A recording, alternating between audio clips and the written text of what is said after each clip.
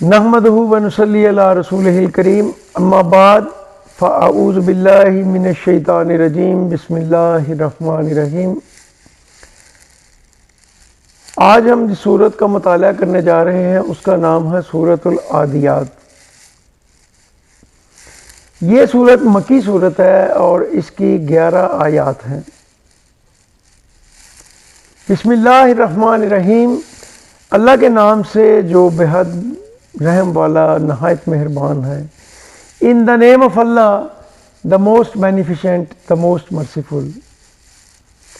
वल आदियात ज़बहा, कसम है उन घोड़ों की जो पेट और सीने से आवाज़ निकालते हुए दौड़ने वाले हैं। By the steeds that ran with panting breath. फलमूरियात कदहा, फिर जो सुम मारकर चिंगारियाँ निकालने